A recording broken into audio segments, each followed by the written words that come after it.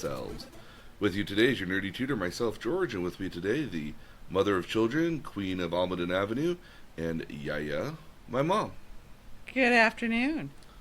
Alrighty, so, gave you about 2 weeks to watch about 10 hours worth of material here, which I agree is a lot of material, but we're going to be talking the first season of Game of Thrones here, and there will be spoilers ahead. I think it's came out again in 2011, 2012, so you've had time to watch it if you wanted to watch it here. So these spoilers should not necessarily be new news to too many people here, but again, I mean, like, spoilers ahead. Alrighty, so what were your initial impressions of the first season of Game of Thrones? Okay, so you had warned me that it was a little like War and Peace in terms of keeping track of the characters. And there's a lot. I mean, I was trying to count it per episode. First of all, the episodes are like packed 55, 60 minutes. Yes. It's full. I appreciate, actually, the intro, because the intro is sort of this map. Yeah, this is kind of cool, kind of gear, kind of map that kind of builds I out don't a know lot if of the that cities. changes in later, but it gives you a sense of distance and awayness, and things are to the east, to the west, that north, south. Kind of gives you an idea where everything is. I actually found it really helpful. And in later seasons, more cities get added to it, while some places don't get featured because episodes don't take place It's there. there. Okay. So I found that really helpful. I think it a couple of just general comments. Okay. I'm going to assume, Mm-hmm. and I don't know this because, as you said, nobody has plot armor. Oh my God, they kill off all sorts of like really major people. Oh yeah. Okay, so I'm going to make a couple of assumptions going forward. You can tell me where I'm wrong, or not tell me where I'm wrong. I assume that the cast is there's a lot of emphasis on older members of the cast who get off, as it were. So I'm going to assume that the younger members of the cast probably make it to winter when winter comes. I'm going to assume winter comes because Winter comes eventually. Again, this world is kind of weird where, again, like a lot of the seasons kind of take like sometimes decades to happen. So like I'm assuming that seasons take a year to happen. No. No. Like seasons in this show can somewhere take like decades to happen. Because you'll hear like in the beginning here that like I forget, it was either Arya or Sansa or one of the children here was told they were born during a long summer. They're currently in fall right now. Yeah, they're in autumn. Yeah. And then like winter is going to come, and winter is supposed to be like really hectic and harsh. Well, the last winter they tell you was 10 years. And the long summer also, I was under the impression, was 10 years. Yeah, so like they're about like a decade for each kind of season almost. Okay. So like to say that you've been your first winter was like X, Y, and Z, and that you're now having your second winter shows that you're like quite an older person here. Well, and there's reference made to the fact that some of them don't remember winter, weren't alive during the last winter. No, yeah, and that would be a lot of the Stark children, I would imagine. Yeah. So and you meet, actually, when you think about it, a lot of the cast is really young in season 1. Mm-hmm. Joffrey's 12, 13, Sansa's 12, 13, 14 years old, somewhere in there. Sansa's Yeah. Somewhat like 14, 15-year-old kind of. Oh, I don't think so, because they actually the queen asked her, have you bled yet? Which would be something that would be 12, 13, 14, yeah. Okay. Yeah. So I kind of was guessing that she was like 8th grade freshman in there. Yeah, I could see that. Okay. And assuming that Joffrey was about the same, since they were going to wed him. You're introduced to some people who don't seem to have much of a role until maybe later in the season, or in some cases later seasons. Yeah. Yeah, like you do end up to meet Tywin Lannister, who was the dad, Yeah. but like he almost doesn't play any particular role in this like first bit here. Well, if he should have been king, why isn't he? Why isn't he trying to be king? Well, he wasn't. Tywin's not trying to be king. I mean, There's a reference to the method in which King Robert came to be king, Mhm. and some suggestion that they offed the Mad King. Okay, so God, there's so many different tangents I could go off on. Daenerys and her brother are like nuts.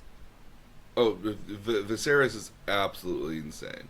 Well, And then Daenerys she's not playing with the full deck either. No. She's very naive, I guess is the right way to phrase her in those first seasons. She's exceptionally naive Okay, about all the things happening. Yeah, she see, I'm going too fast. No, you're okay. So I'm going to back up to my original thing. She's young. Yes. Her brother's fairly young. Oh yeah. The older the Targaryens. Yeah, the Targaryens. I would wager 20s. Yeah, 16. She could be 16, 18. Yeah, I would wager in that kind of realm here because again, And the brother may be a couple of years older. Because you got to remember that like Jon Snow and Robb Stark are about the same age, and Jon Snow was born during the war, so she's about maybe a year older than Daenerys, who wasn't born in the Kingdom. She was born on like Dragonsborn Isle or something like that. So you have the Stark children, oldest of which I would peg at 18, 19. Yeah. Robb. Okay, Robb. Robb, probably. And then you have and there was like 5 kids in that family, plus the ward. Robb Stark, you've got Sansa Stark, Arya, Bran, excuse me. Bran. There's another brother. There's another brother, but he doesn't come up. He doesn't feature very much. And then you have Jon Snow. You have Jon Snow, which is the bastard son. And then you have the ward that is living with them. Yes. It's sort of for safekeeping in some sort of war. He's a guest, but he's not like the best way to explain it here is that there's the Ironborn Isles, which kind of happen in this world. It's a series of like islands that are kind of part of the Seven Kingdoms, but not quite a part of them. Like they're likely to want to rebel because they're good at it, and they think that like they should be controllers of the sea versus like King's Landing, which pretty much controls most of the seas around there for transportation and travel.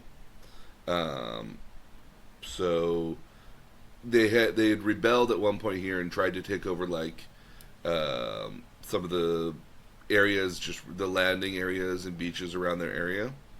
And so they lost, and so as a result, they gave their son as a ward, as kind of like a political prisoner at the end of the day. So he's family, but he's not family. He's family in the sense of like this is really most of the family he's ever grown up and lived with here, since he's probably been about maybe like 3, 4, 5 years old.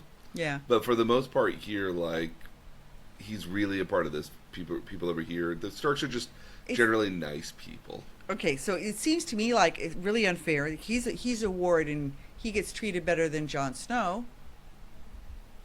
Well, I mean, Jon Snow's treated pretty well. I mean, I'm not going to say that he's like he gets to sit at the table and he gets to like be a part of the family and everything. But like, if you see Catelyn Stark, like basically like, leering at him. She openly says that she asked him to leave at one point because she says he's a reminder of the one time her father, or one time her brother, her husband like cheated on her during the war. Oddly enough, here, and the ward Theon Greyjoy. My apologies. Okay. So Theon. Okay, so lots of characters. The Lannisters tend to be older and of the next generation, or almost of the next generation. Yeah, Jaime seems. Well, Jaime and Cersei are twins. Okay, and they're younger than Ned Stark. And Catelyn. I would wager they're probably in like their mid to late 20s. Maybe is the best way to describe them. maybe Or early maybe 30s. maybe more in their 30s here, because originally Jaime Lannister was in the Kingsguard and for the Mad King, Yeah. with the intention of being kind of a political prisoner at kind of the end of the day here. Yeah. And There's a lot of that. yeah, well, There's a lot of medieval people. Europe, Yeah. it's Feudal. It's this feudal. is very very much a good analog for like medieval feudal Europe, if you had to. I mean, Well, at a and certain it level. and very British tainted as well. Oh yes. Yeah. So I'm sorry, and I mean to be general. I wanted to make general comments first. No, you're so good. so I'm going to go back to No, general no, no. comments. Keep talking about all the characters you like and what you think of them so far. Oh but there's lots of sex. So now it seemed to tone down as you got to As you got to later, more Yeah, politically story-driven stuff. yeah, the last 2 or 3 episodes didn't have it as everything in the brothel, but lots of sex, and lots of gore. This is not PG-13. No. This is a hard R for like sex, violence, blood. I mean, like, There's a lot. oh no, I'm Beheadings are like commonplace. You Yes. just pull out your sword and Oh, I mean, it what happens. do It happens in the first 5 minutes of the show. It does, because there's the concern about the White Walkers. So, so a couple of things that I appreciated your comments going in. Mm-hmm. That was helpful, Okay. because the whole idea that you have disjointed worlds, like, it's hard for me to see the Targaryens as ever having been part of King's Landing, because the world that they're in now is so vastly different. Oh yes. And so it's hard for me to envision. Them actually even playing any role of any sort, because they're not interacting with any other character, because they're just not there at all. They're not there. They're not interacting with other characters. They're almost ancillary in a sense, because they're just on the other side of the world, just moping about over there, and they've got. But those are major storylines. And they're major storylines that get like 5 to 10 minutes, like just broken out in the rest in the middle of all this other stuff. That's like, no, go back to Winterfell. What's happening over here with Tyrion? Like, no. But they've accepted. So you have this one world where there are, for lack of better contrast, furniture and walls. Okay. I like that expression. Okay, so you have the world of Winterfell and King's Landing, and I mean, even the wall has furniture. Has furniture. Okay, Not and great furniture, but it's got chairs. it's got chairs. Yeah. So, and then you have The Dothraki, and they've The got their tents and their hides and horses and they're only partially clothed, and they're wearing fur skins. Everybody's wearing fur. I mean, PETA must have just a field day with this. I'm sure they were not happy with this show. Because there's fur all over the place. Well, again, medieval Europe, fur would have been very in style. Oh, and warm. And all the Starks, again, are all wearing like wolf hides on their shoulders. Well, nobody's worried about being vegan here. No. Okay. So, because we're eating whole hearts. Mhm. Like fresh out of the body. Gosh, oh gosh. Ah, Okay. yes. So yeah. Again, not for the faint of heart. But it's hard to see how Khaleesi could have been brought up, how Daenerys could have been brought up in the King's Landing world, where the Targaryens were apparently. I mean, her father was king. Mhm. Father was the Mad King. And it's obviously a family trait. And it's hard to reconcile her having lived in that world, which was very civilized, brutal but civilized, and then take so easily to the Dothraki world, where she's spending 8 out of 10 hours a day on a horse. So, Daenerys actually wasn't even born in King's Landing. Viserys was. Viserys would have been like 2 or 3 years old when they left King's Landing with their mom, who was still pregnant with Okay. Daenerys. And so Do I find this out later? it's mentioned in the show, but I mean, like, it's not well detailed. I mean, like, Okay. again, I mean, like, what's really great is that there's kind of like this painted artwork sort of that kind of like zooms in through the artwork and it changes over time, kind of extra stories that kind of add layers onto the backstory here. Okay. There are these great little bits on the DVD that are like, again, like they're maybe like 2 or 3 minutes long each individual little bit here, and they add a lot of like little extra layers to the world that like you didn't otherwise know about. Like, who are the Tullys? Who are these characters? Why is, you know, the Lannisters' motto, you know, a Lannister always pays their debt? Stats. Why? I Like, must have heard that. a billion times out of Yeah. one character. Well, yes, A fair mostly out of majority. one, yeah. Mostly out of one, but a fair of them. But yeah, so again, it sounds like you connected with some of the characters here, at least. Okay, so let's talk about how I connected. Love Arya's. I mean, she's Arya? Arya, yeah. Oh, yeah. She's Sansa. I can respect the situation she's put in, but she's a little too prissy and easily manipulated for me. But Arya is her own chick. She's what, like 10? Oh, yeah, yeah. She's got to be about maybe 10 years old, and she does not want to be a girl if she could avoid it. Well, I mean, but it isn't as though she fully embraces being a guy. She wants to be sort of a feisty girl. She has no intent of being a princess. No. But I don't get the sense that she's abandoning being a woman. She's just a different kind of woman. Very She tells, Tom girl. yeah, she tells her father, because her father says, "Well, we'll fix a nice marriage for you at some later date," and she says, "Oh no, that's not me." And she, what I was impressed by is that she is her, and she's very strongly her, and she explores and ventures into the world without hesitation as her. Now, that trait bears her well later on in the story, as far as I got, because she manages to survive. We'll talk about that in a little while. Anyway, I identified with her. Okay. I am a Dinklet. Oh, yes, Tyrion and Lannister. Oh my gosh, he has the best lines.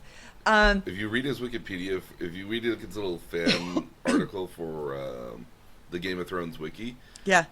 it must be like 10 pages long of just interactions and quotes that he has, because he has just the best He has the conversation. best, and it isn't just the line, is that he delivers it with conviction. He is fully bought into this character, Oh, and he plies the character with such ease. such charisma and like coolness, just kind of walking into the scene that you're just like, how can you be this way? You should not be this way. It's like, You're 4 foot tall, not even. I think he's like maybe 3'5" or something. I want to say, I'm not 100% certain. So what makes him compelling is that he's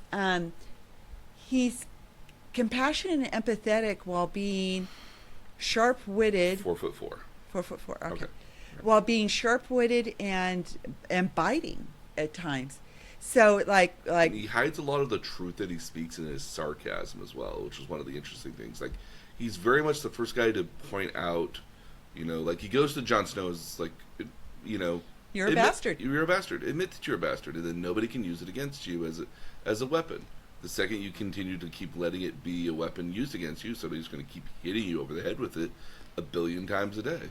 But then he says, "I know this because I'm a dwarf, I'm a dwarf. and I live. And, you know, if I'm accepted, I've I'm a lived dwarf. this. I'm accepted. I'm a dwarf, and then nobody can use it against me. That I'm a dwarf. Yeah. So I adore him. And you get this. You get the beginning of the best buddy cop comedy ever with Bronn, the sellswords. Like, those two's interaction with each other is like hilarious watching, especially as you go into season 2, where Tyrion becomes the Hand of the King, and him and Bronn just talk with each other, and it's hilarious to listen to those two just talk with one another for a while. Wait, Bronn Stark? No. No, I'm thinking So Bran is the Bran. the son, I'm sorry. is the Okay, son- is the there's son of so Stark. many. Bronn is the sellsword mercenary guy that protects him in not the Reach here, but like, Well, okay, so let's talk about the Reach as long as we're talking about characters here. yeah, Caitlyn's sister's like baddie. It's so wrong on multiple levels.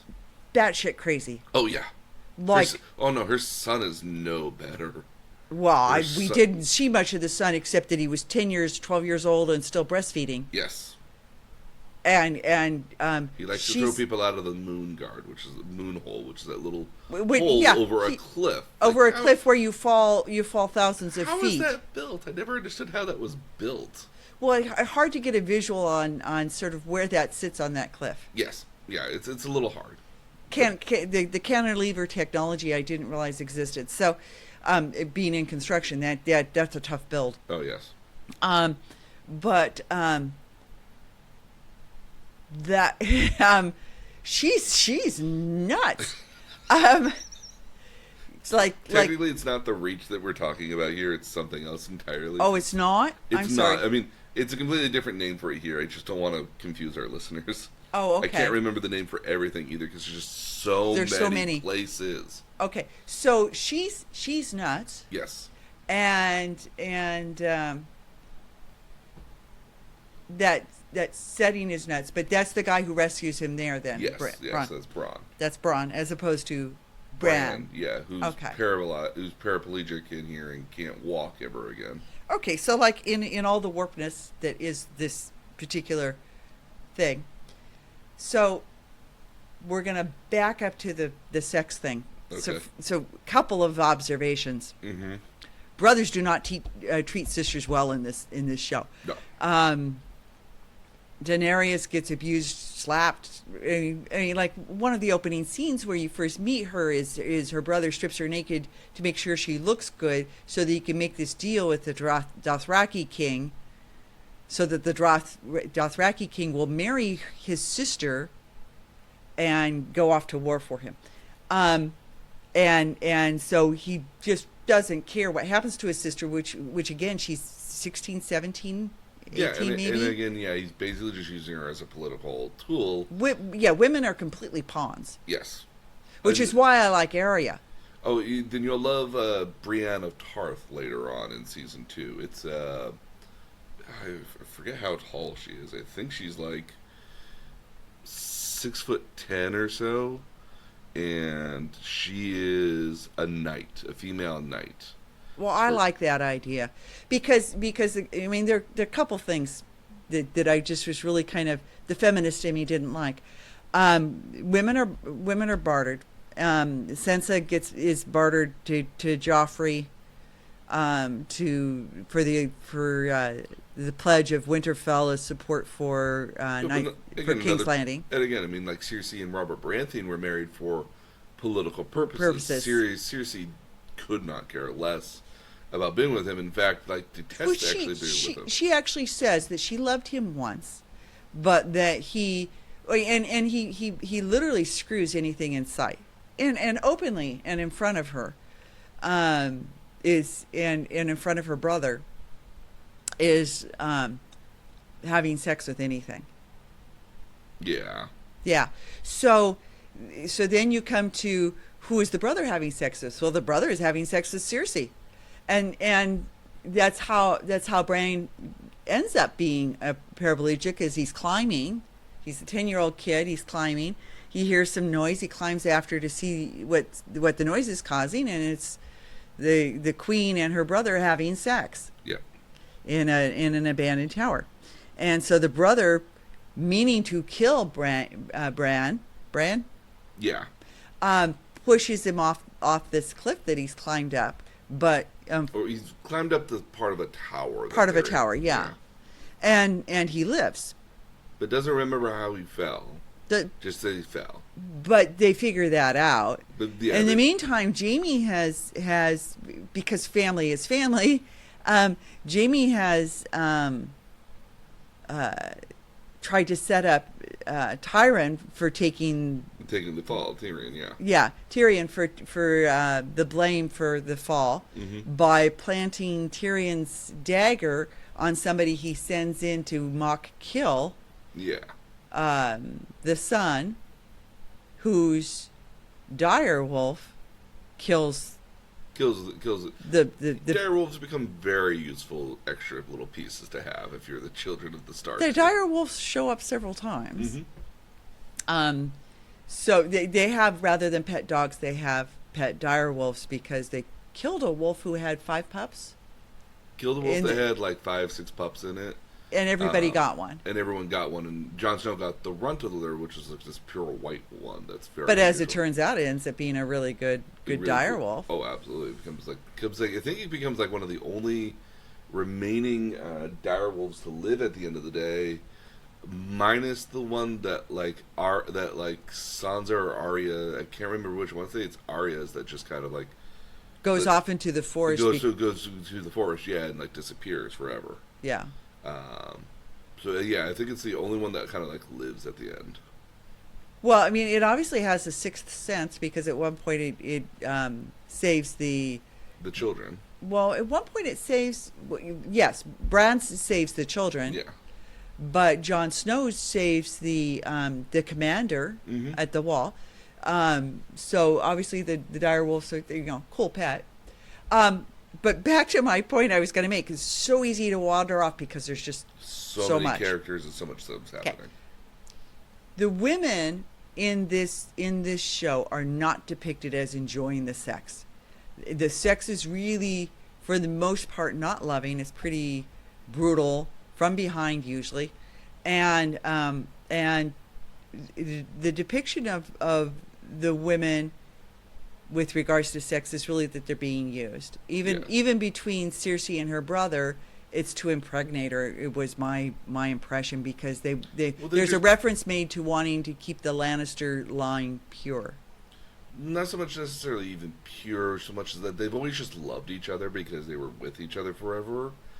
And like, I don't know if it's just necessarily that like maybe Jaime learned this versus Cersei not learning this, but like so much as that like if you really love somebody, you have sex with them, and they just really love each other. And I'm assuming, but that's not loving sex. No, it's not loving sex, not at all. But again, I mean, like if you're in a twisted sort of world like this, like what is really this or that at the end of the day? I mean, like not like Cersei gets to like.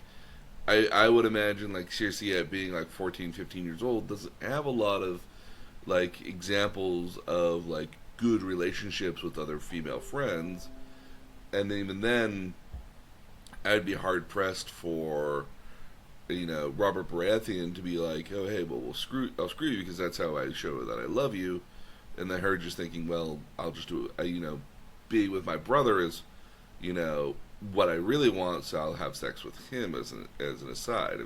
Again, like the show is truly warped. But when Ned Stark confronts her with Joffrey, Joffrey is not King Robert's son, so he's not the rightful king, and I'm going to have to tell King Robert, and so I'm going to give you notice right now, so you can leave with your brother and Joffrey to protect him. So he was doing something that was actually very noble and good at the end of the day. He's trying to avoid. He dies for it. Well, he dies for a lot of different reasons. Dies mostly for that. Well, he tried to almost start a coup here at the end of the day. Well, yeah, because Joffrey shouldn't be king. He's not the rightful king. Well, let's talk about Joffrey here for just a second. Let's back up, though. Okay, back up. So Cersei tells him at that point, that the Lannisters are proud of their bloodline and trying to keep their bloodline clean. She actually says that. So I assumed that the whole reason for her having sex with their brother was to keep the bloodline clean. But you can tell by looking at the kid that it's not the big, fat, hairy, ugly guy. Oh, no, yeah, no. He's very prissy, very blonde, very, very delicate looking, as we're like Robert Baratheon's very kind of like burly and masculine. And you actually like see like one of his illegitimate sons later on as a blacksmith.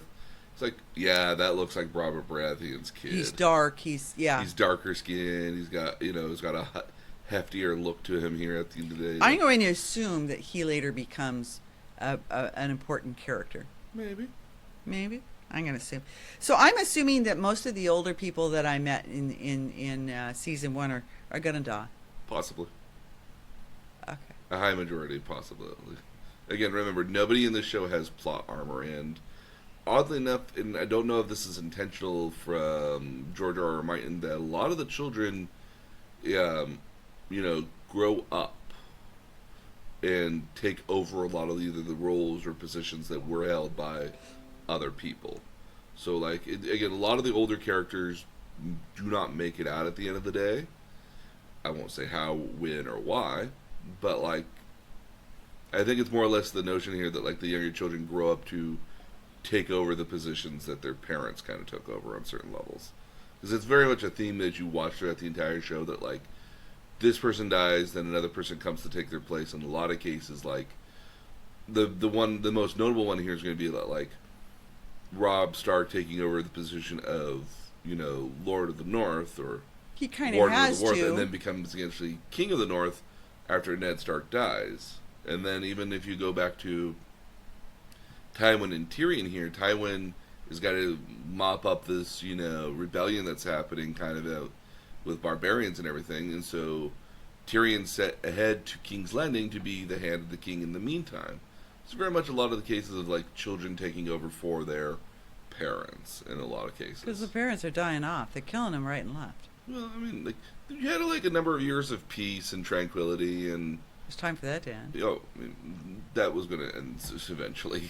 Okay, so we have the various relationships that you think to get you Joffrey. Oh yeah. And Joffrey's just a little prick. Mm-hmm. I mean, even at the very beginning, he doesn't. First of all, he doesn't really want to marry Sansa. He's it's a political marriage at the end of the day. He's pretty verbal about that, and but he doesn't have a choice, and she's absolutely goo goo gaga over him. Very very much a. And I wonder if she's forcing herself to be that way, or if she really does feel that way. I mean, Well, if you were raised that you were going to be a princess and this was your role in life, mm-hmm. I mean, I would imagine, yeah, maybe like this is the fulfillment of my princess role. I mean, like, yeah, totally. Well, he's good. He's good looking. He's good looking. I mean, like, there's bits where he's nice. There are bits where he's nice. Yeah, they're far and few in between, but they do exist. But she begs him for mercy for her father. He Mm-hmm. says, "Well, if you can get your father to confess and say that he was wrong, then I'll send him to the wall. I'll send him to the wall, and he can live." Yeah. And Cersei, I think genuinely that's what she wants as well, because she realizes politically that you would bring down all bloody hell on. Well, the North. I mean, again, if you look at it in kind of the map of the world here, like the North being held by like the Starks and Winterfell is a huge territory and area that encompasses a lot of might in the realm here. Like I would say it's maybe like a good 20% of the military force of there. Not to mention that like land-wise, it's probably like another maybe quarter of the Westeros Seven Kingdom kind of alliance sort of thing happening here. So like, well, and you very much get the feeling, and this is why I was absolutely shocked and stunned when they killed Ned. yeah, Because he is very much a patriarch of a family, but he's a patriarch really of a widespread area. The impression you get is that he's held in high regard by everybody because he is the definition of honor. oh yeah, no, again, like yeah, like He would you would never doubt his word because he would never lie. no, and he's the most honorable, noble, goodest person of the entire area here. He's righteous. He's not cowardly. It's basically like if you can find a relatively good, perfect person, this would be about as close as you'd get to it. Okay. Yeah. So he's honor. He's everything you would want. Why wasn't he king? Because he didn't want to be king.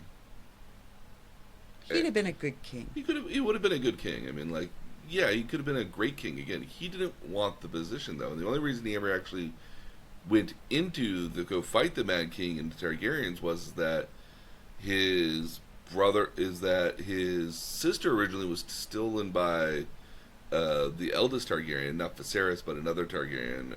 And they got secretly, he got stolen away, and they got married.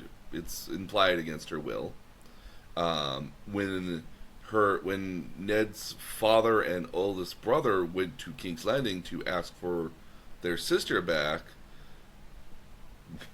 they were killed by the Mad King with wildfire, which is a kind of like Greek fire. I guess is kind of the better way to describe it here. It's like fire that can be put out by water. Okay.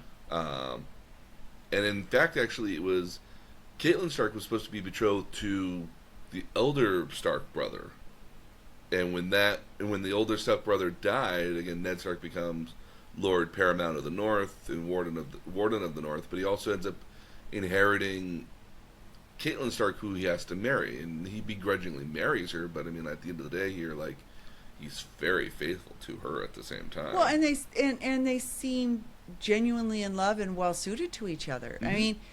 I mean, when you say he was reluctant to marry her, that surprises me because.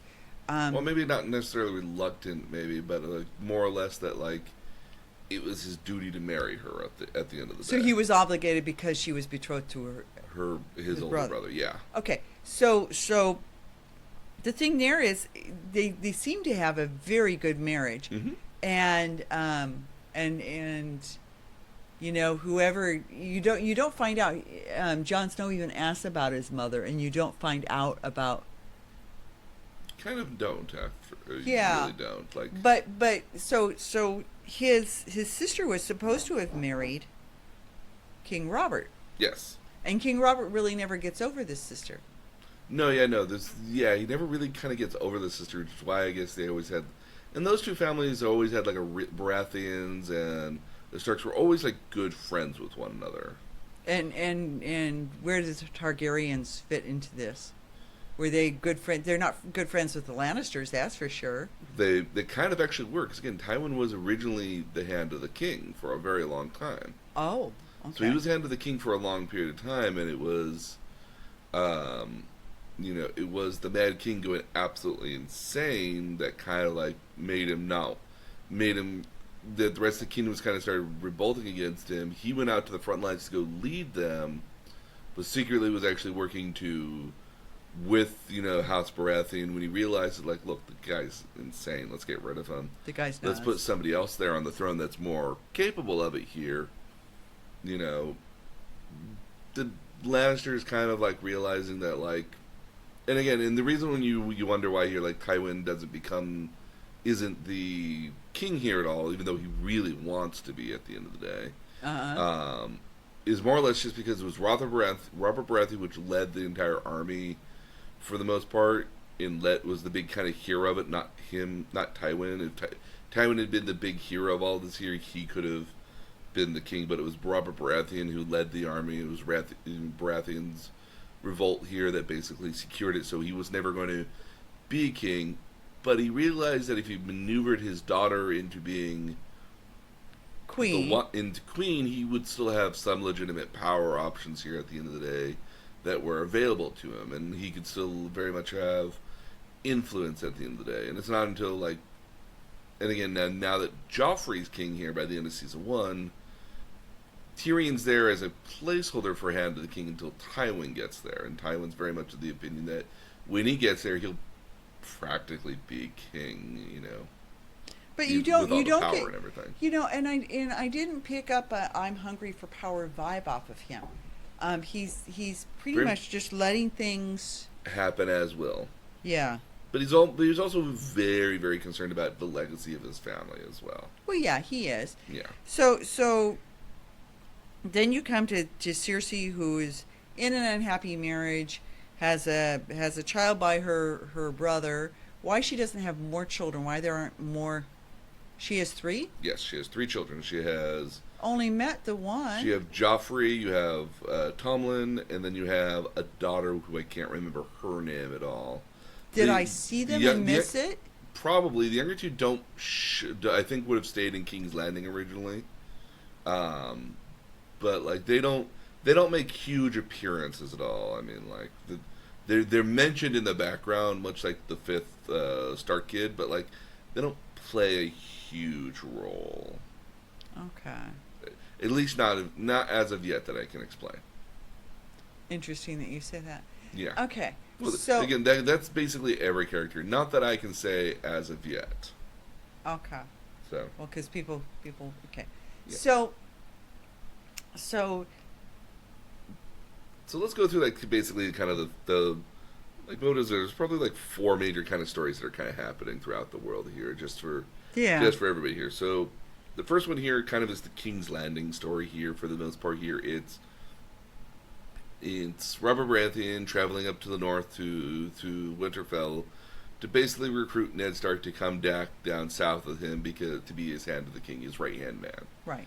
And apparently, because the other guy dies under mysterious circumstances. yeah, so is another good friend of theirs dies just under very kind of odd circumstances here.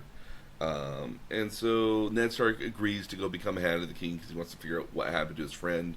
Takes his two daughters with him, Arya Stark and Sansa Stark with him. Leaves the sons behind. Leaves the sons behind and his wife behind too. And sends his bastard son up to the wall. It's not actually that he sends his bastard son up to the wall here, so much as that like Jon Snow. I mean, it's where bastards go. It's where bastards go. I mean, like, yeah, it's not like Jon Snow had a lot of options in life of what he wanted to become. He's never gonna inherit. He'll never be able to, be a part of the Stark family. He's never going to be able to inherit the name. He's always going to be kind of like he could stay in Winterfell and kind of lead probably just like a semi decent life there, but like it's super uncomfortable with his stepmother there on a certain level, with Catelyn Stark just kind of like leering at him all the time. Yeah. He's basically in kind of like a no-win scenario here. That like the only real life he's got left to him is to join the Wall. But mind you, like the Wall is built up. Used to be in older times, used to be built up of honorable men that were protecting the Wall against the White Walkers and the Wildlings on the other side of the Wall. Yeah. Now it's made up of primarily criminals and rapists, riffraff. Anybody who these are not people who want to be at the Wall and would much rather. But some are. I mean, there are some of them. There's some that are there willingly, but most of them are not. Some of them are unsuccessful second and third sons. Yeah, or some of them of good families. Sam is from a good family, yeah, and so he's there.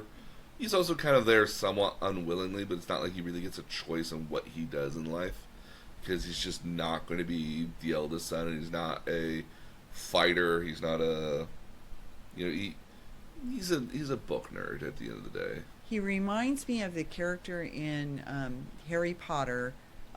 What's his name? Longbottom. Neville Longbottom. Yeah. Neville Longbottom. He reminds me of him. Yeah, I can see that.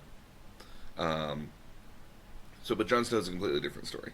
But so Ned Stark goes back down south, and he is just amazed at all the corruption that's happening in King's Landing.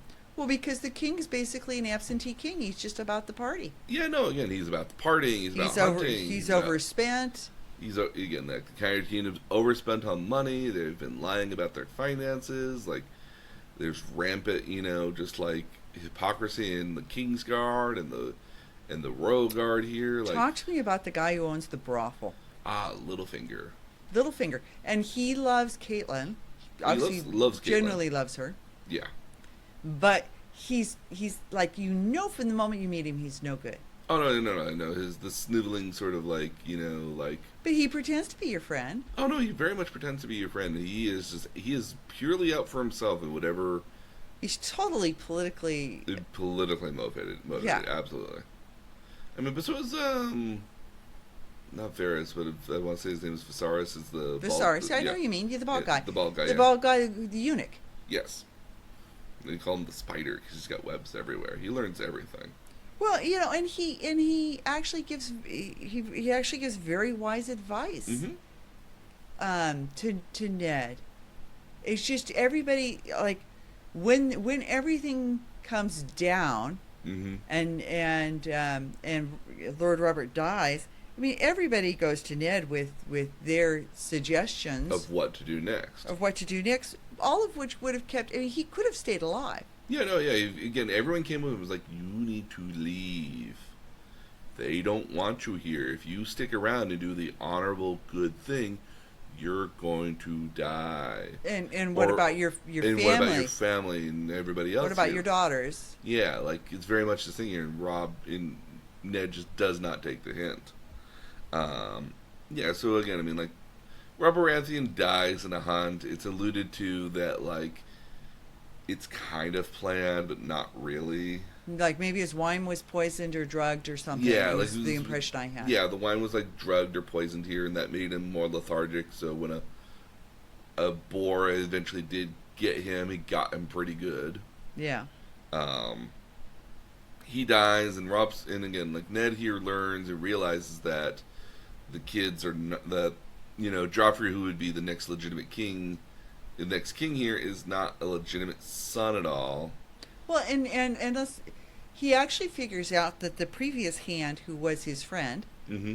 um, was aware of that. Yeah. Had found that out. Yeah, so that's why he had to be killed. Yeah, so that's why he had to be killed. So he knows when he has that information that information could get him killed. Yes. He should have just left then. Well, I mean, again, Ned Stark, righteously honorable person. Yeah, what a mistake. So yeah, he. Well, go. I'm No, yeah. So again, like Robb Stark, like, has confronted other characters about this, about what he knows here. At the end of the day, he goes to court here to basically say, like, look, like, this is wrong. You're not the true king. You're not the true king. We need to find the rightful heir to Robert Baratheon's. But he doesn't say. He doesn't get out of his mouth that he's not Robert's son. No, he never gets actually a chance to say he is. Yeah. He's trying to be nice and honorable about it without Yeah. embarrassing, the Lannister family. Yeah. And then, so he pens like a secret letter here that's supposed to be the last kind of will and testament of Robert Baratheon that says, to find that my wife is not my son, my children are not my legitimate children here. Please find my legitimate child here. Until then, you act as, the hand of the king shall act as, the king until then. And Cersei kind of takes that letter and just burns it here, and all of Stark's, bannermen die, essentially, and he's basically captured. He's already been injured already by Jaime in the legs. He's not at full fighting strength anyways. Yeah. He's walking with a cane. Yeah.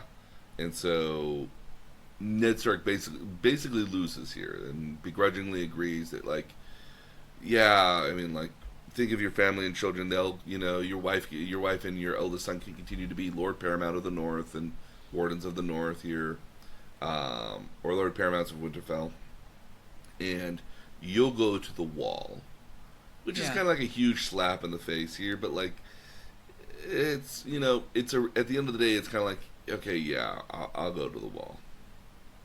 At least I'll still live at the end of the day here, but I'll get to go to the Wall. And then, so Joffrey now, as the king here, has basically been told, like, let him live. We'll move past this politically, and then we can move on. Joffrey makes a last-minute decision. You know what? Off with his head.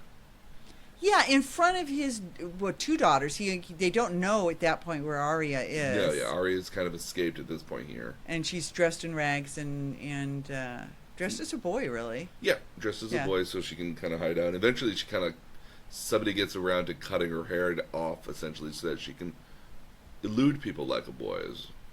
Okay. Actually, a little known fact here. So, if you go back to the very first episode, like, there's this sword that's got like a wolf pelt over it. This sword is known as ice. It's a Targaryen. It's a Valyrian steel sword. It's one of the rarest minerals and swords in the known world here. Most major families have a Valyrian steel sword, which is their house sword. Okay. His is this giant butchery executioner sword. Little known fact here, it's the same sword he gets killed with when he gets his head chopped off. That the executioner uses his own house sword against him. Ooh. I know, right? It's kind of unfortunate, but again, like, it's this long bastard sword that's got to be like close to like 4.5, 5 feet long, or 4 foot long, and then you got the handle, which is about another 1.5 feet long after that. It's an executioner sword at the end of the day. Well, he does execute somebody within the first scene. In the first episode, yeah, and then, but then he gets, and then that's how he dies at the end of the day too, is with that his own sword. There's a lot of inner twists and things. Yeah. Because I just know there's something to the catacombs underneath the house. Under the Stark house. Under any of them, actually, but because there are several. Yes, there are. There's the Dragon Catacombs at King's Landing. Yes, where there's former skulls of former Dragons, and then there's the then there's the ones. I mean, there's the because he goes to visit his sister. Mm-hmm. So there's something there. Yeah, there's a lot more. There's more stuff happening underneath there. I don't really want to spoil too much about those. So at the end of the day here, Joffrey becomes king, the best king of all kings. The best king of all kings? Well, I mean, Yeah. if you were to watch Joffrey here, it explains our current president. Yeah, he does kind of have that sense to him, doesn't he? Yeah, it's very. Yeah. Season 2 really points that out too. Well, and I can assure you I will be watching season 2. Oh, cool. I am somewhat hooked here. Is it? How does I assume that engagement gets broken off? Maybe. Well, because I just can't see her being able to stomach that. He makes her. First of all, he beheads right then and there. I mean, it's not like right in front of her, and then later on in front of everybody, like in the right, town. Yeah. right then and there when he's confessing in front of everybody. And then later puts the head on a pike. Yes, and makes her look at it. Mm-hmm. And she doesn't flinch. I don't know how she does that. Well, I don't know either. In all honesty, I'd be hard pressed to figure out what you would do after that point if you saw that. But it's just like, sort of. But she actually, pretends. I assume is pretending to be okay with it and embrace the fact that her father was a traitor and these are the things we have to do. Very much pretending to be okay with that. I mean, like, I think in her naivete she would believe whatever Joffrey says, only just because that's her future husband. But I'm pretty sure deep down she knows that's not right. That's not what my father would do. Well, I assume her survival instinct has taken over. Oh, very much so. I would wager that's definitely as has Arya's. What happens to her because she gets she escapes into the crowd. She's in the crowd. She's been loose for days, and you see her begging for food at one point. So she's been loose for several days. Ned Stark still has one loyal sort of servant, like in town, kind of helping her out. Well, but at the point where he's being beheaded, it's this guy with like with the scar. Okay, so that's not actually his buddy here. So this is the Hound. This is the other great buddy cop dynamic here. Okay. The Hound is related to the Mountain. These are just two really big guys that are part of like the King's part of like the guards of the kingdom.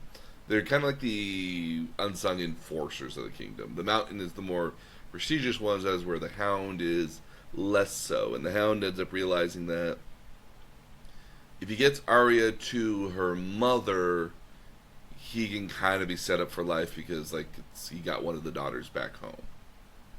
Okay. So because that's his intentions. Because Ned Stark sees him and with a nod and a look, kind of realizing that, okay, my daughter's at least safe. Yeah, with a nod and a look sort of makes the Hound realize where Arya is. She's behind a statue. Yeah. And so they're able to sort of communicate with looks and nods really quickly, right before his head gets sliced off. And he's able to collect her. Yes. And safeguard her at least outside of the King's Landing here. Yeah. He's also the one that I believe also just like starts butchering her hair to make her look more like a boy. Boy, yeah. Yeah. So that's King's Landing. Basically the main story of happenings in King's Landing, but again, nothing happens in a vacuum here at all. We've got Jon Snow who's up at the wall. Nobody likes Jon Snow. I didn't get this. Sam likes Jon Snow. Yeah, but like the commander likes Jon Snow eventually. The commander actually, I think, seasoned Jon Begrudgingly, but also seasoned him like because you got to remember that he's his father's son. He's his father's son, but the Lord Commander is actually, and you'll see this here is. I assume Jon Snow eventually becomes the Lord Commander. You'd be guessing right. Okay. No, so that guy who's the Lord Commander is actually the father to the bodyguard over in Essos. Oh. And so the reason why he's at the wall is because his son, racked up so much debts that his family couldn't actually pay it off, and so that's why he had to be taken to the wall, exiled to the wall there. Because the wall is very much being exiled. Yeah, the wall is very much the last resort you have to go to keep living. While we're there at the wall, Jon Snow gets Longclaw, which is his own Valyrian steel sword. It's actually House Mormont's house sword, and the pommel was originally a bear, if memory serves me correctly. The house crest was a bear, and he had it reshaped into that of a direwolf, a white direwolf, to be like his own direwolf, like his pet direwolf. Yeah, so he ends up getting that sword, and that becomes his heirloom, I guess is the best way to describe that. Okay. And he has that sword with him forever. So Sam. Mm-hmm. Okay, so Sam is the Neville Longbottom. Yes. Sort of character, because they make fun of him. He's soft. He's soft. He's round. I mean, like you got to remember in this world here, if you're round, you came from a good family because nobody. You had food. Round. Yeah. You had food. You had food.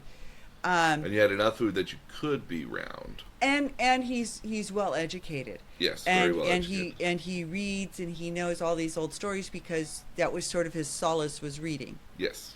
And so he knows, like he's the person who knows that if the White Walkers get you, your eyes turn blue and you have to be burned, or else you don't really, sort of like zombies.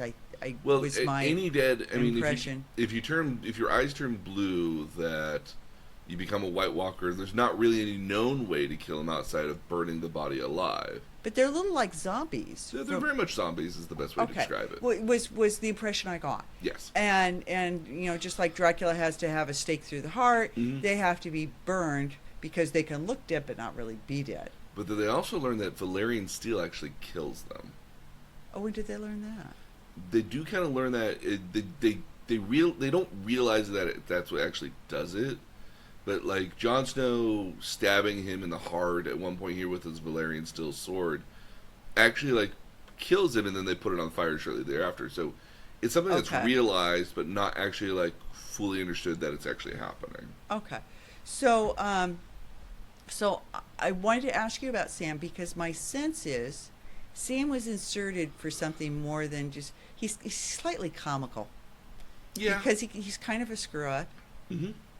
I would imagine he's there for a little bit of levity, but also just kind of the contrast for the wall. Because again, remember, you have criminals, rapists, murderers, exiles that are sent to the wall, but then you also have this kid would make a really good priest. And then you have other people that are sent to the wall that would be, like not necessarily family screw-ups, but people that wouldn't like go far in the family at all.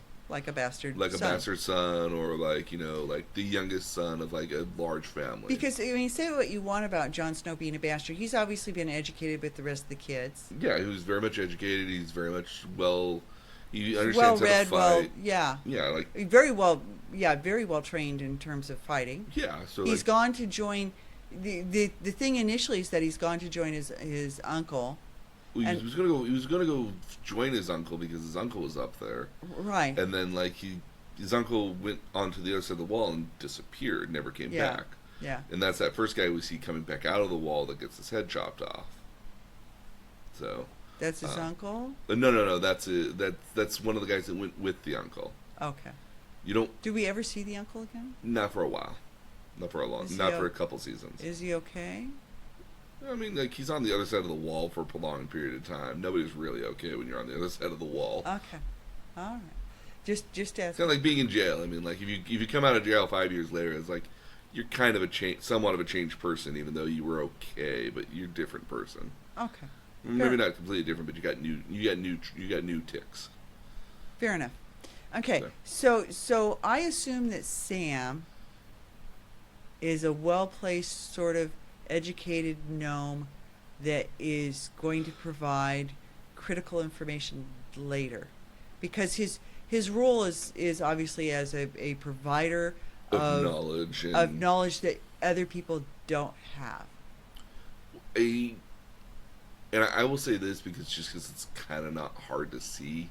He does become somewhat of a cipher throughout the show, throughout the North. Yeah. That he ends up, you know, He's at least for the show's point of view, is that like a lot of the you got to remember that like a lot of what's lost in translating comic books to movies or even books to movies is that not just the actual dialogue is happening, but there's all this additional kind of mental thought process that's happening where you get to see what people are thinking. Yeah, what they're thinking and what they're talking, what their like inner thoughts are. And sometimes again, like it's not that they have, they're not sharing out loud, and actually they're saying the exact opposite of what they're thinking mentally versus what they're saying out loud. Yeah, I think, at least in the show's point of view here, Sam is meant to be a character in which you can still have the dialogue happening in the background, but still have kind of like the inner monologue stuff happening as well. So you get to have like, this is how this happened because this happened, and you have a character giving exposition about what's happening. So because it seems like if you look at them as roles they play, mm-hmm. Jon Snow is obviously a warrior. Yes, He's a warrior, and as is Daenerys, as is Arya. So they're warriors at the end of the day. They're warriors. Jaime is kind of bridging it because there's some cerebral to him as well. Yes. Okay. Yeah, like Cersei, Littlefinger, Caitlyn. These are all politicians. Yes. Very much politicians. Slimy ones too. Very, political figures that, like, if they got into a sword fight, they're not making it out of it. And then you've got people like Sansa and Sam, and the guy who helps Tyrion? No, that helps Khaleesi. Okay. What's her right hand person? Jonah Momart. Yes, Jonah. So, and you have people like that are the cerebral kind of characters that are just characters. Yeah, yeah, they're very much that are reason. They're there because they feel kind of like somewhat of an additional role. It almost feels like as a Jonah Momart here. Jonah. He's an interpreter. He's very much he's very good at like trying to explain what's happening for Daenerys. He's also very good at kind of like being a good contrast of like, here's how the Western world works, this is how this world works. So you can see the stark difference, and it's not totally alienating to you, and you have some sort of ability at the end of the day to kind of rationalize and kind of like piece it together. Their reason, yeah. Yeah, so you get that here. So Jon Snow, the end of this first season here is Jon Snow actually at one point trying to leave the Night's Watch to go and help his brother, who's now been anointed King of the North here. But then I'm going to assume. Mm-hmm. I know you're looking at me. I'm going to assume there's war coming because you don't behead my father without. War is coming. Yeah.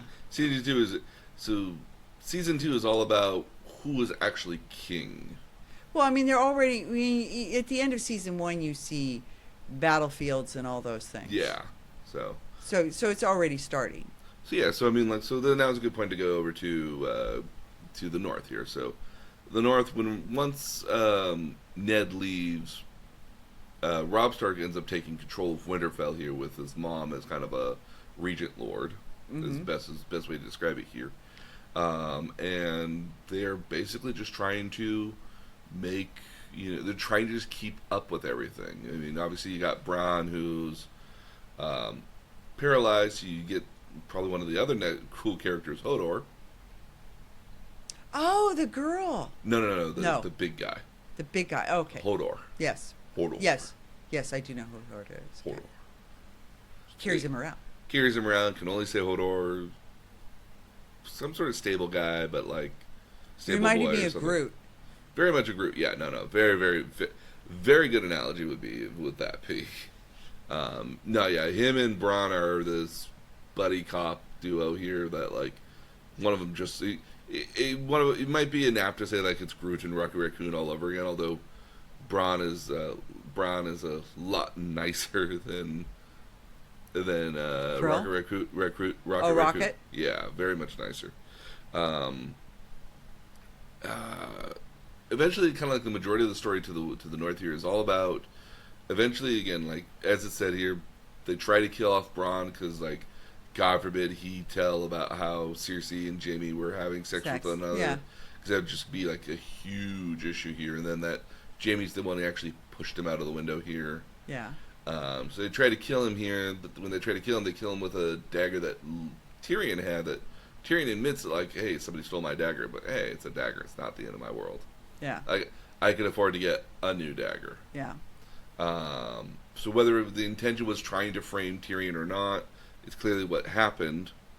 Now Tyrion went with Jon Snow to the wall because he just wanted to. He just wanted to see it. He just wanted to see the wall. And actually, what he wanted. He's such an interesting guy. He not only did he just want to see, he wanted to actually go to the very top of the wall and piss off the side of the wall, which he did. Yeah. Which admittedly he got to do. I mean, like, if you went up all the way up to Half Dome, I mean, like, one of your things that you want to piss off the other side of the Half Dome, like, I would worry about the winds catching whatever you decided to let loose, but A lot of other people up there. It's not like yeah, you're up there it's alone. it's not as though you get Yeah. like private audience. So Well, there are also people climbing up. It's not good. no, not Yeah. ideal. Yeah. No, so but then on the way back Yeah. home, like Tyrion gets captured because they think he's the one who tried to do the deed here. It's like, but Tyrion's also got the great notion. He was like, why would I want Bronn dead or Bran dead? Like, For what for purpose? what purpose and what point would I want him dead? It doesn't serve any purpose here. Clearly, Well, I'm and being framed. ironically, on his way up, Mm-hmm. he had dropped off plans for a saddle, so that Bronn could ride again. Yeah. Because he had custom saddles, and he said, if you do this with your saddle, you'll be able to ride, which he is. He is able to. And Hodor actually brings it to him at one point. Yeah. It shows him the cool new saddle he's got. Yeah. So that Bronn can still ride horses. Yeah. So, so you get the great fight. You get this kind of like great bit where he gets literally put on. In this prison, it's open air prison, which is actually kind of cool. It's cool because the only way out is It's over the cliff. Yeah. dropping over the cliff. Here. Same thing as the hole in the moon. Yeah. So then you get Bronn, the sellsword here, who eventually joins up with him. And again, it's Tyrion actually tells the guard here, is like, look. Have you ever heard of the Lannisters? We always pay our debts. We've got money. I'll give you money. I'll give you money. A bag of gold. I got a bag of gold. You don't have to let me out, but like, help me find a way to get out of here. And at the very end, as he's leaving, he's just like, a Lannister always pays this, and tosses his coin purse to the guard, and it's just like, oh, Tyrion is just the best. He's my fave. Oh yeah, no, he's everyone's favorite. Everybody's fave, yeah. Everyone's favorite character throughout this entire show.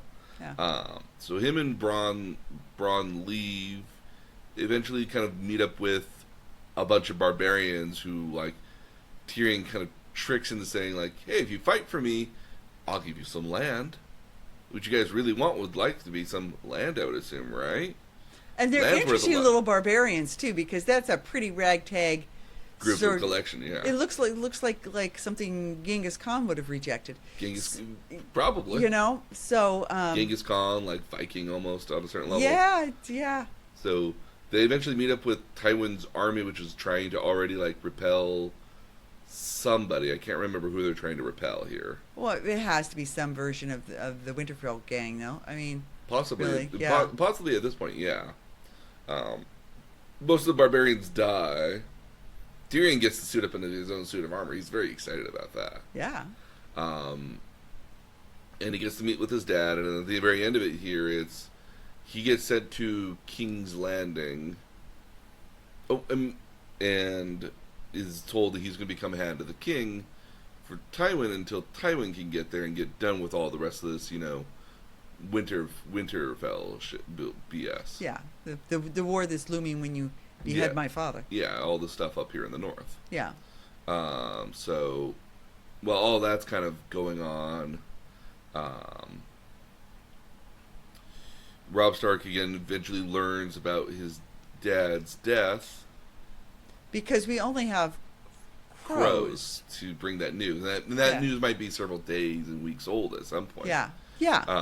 And so this news gets out to the Sun, and basically all of his bannermen and all the other nobles or noble houses or other houses that are there basically pledge loyalty and fealty to Robb, who becomes King of the North. and basically kicks off this giant war here, for where Robb is basically like, "Look, the North is going to be free now. We're not going to be a part of we're not going to be a part of the seven armies, the seven kingdoms anymore. So get out of our land."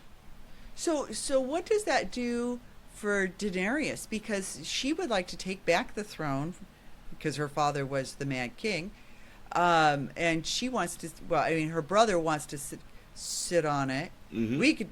Okay, are we ready to move on? We can move on to Essos, yeah. Okay.